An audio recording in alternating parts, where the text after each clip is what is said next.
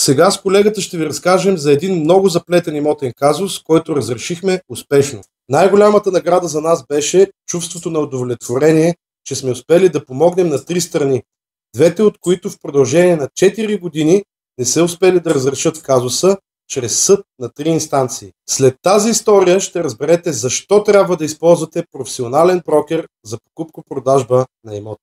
С мен се свърза клиентка, която искаше да продаде наследствен апартамент.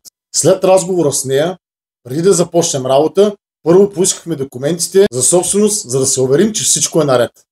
След нашата проверка се оказа, че имотът е бил прехвърлен чрез покупко-продажба на 2 купувачи. Имаше възбрана от ЧСИ, 2 искови молби и законна ипотека от банка. Разнищихме случая и разбрахме, че между клиентката и 2 купувачи има няколко съдебни дела.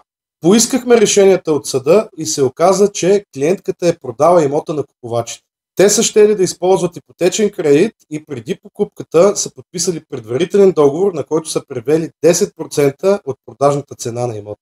На сделката продавачката е представила фалшиво удостоверение за наследници, от което да е видно, че само тя е наследник на имота.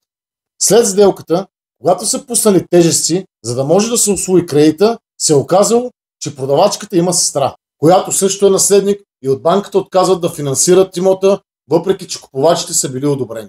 Впоследствие продавачката плаща на сестра си и тя се отказва от наследство. Но въпреки това, от въпросната банка и други банки отказват да финансират имота. И какво се случва? Имотът е прехвърлен, но не е платен и няма и как да бъде, защото купувачите са разчитали изцяло на кредита. Започва поредица от дела и 3 решения от 3 инстанции са в полза на продавачката. Съдът решава, че имотът остава в притежание на купувачите и че те трябва да платят продажната цена. Да, но те нямат сумата. И се получава един затворен кръг, ситуация без изход. Какво направихме ние?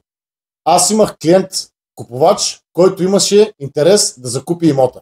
И след множество телефонни разговори с продавачката и нейните купувачи, най-накрая успяхме да говорим среща с тях и адвокатите, които са водили делата, и стигнахме до консенсус.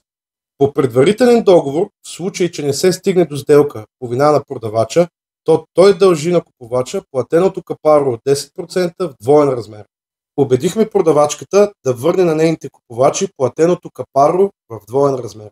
Тъй като поради това, че тя е представила удостоверение за наследници с невярно съдържание, банката е отказала да финансира сделката.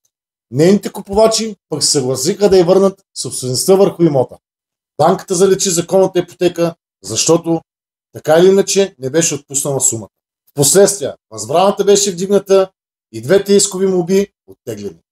И така продавачката върна имота си без никакви тежести. Нейните купувачи получиха капарото в двоен размер.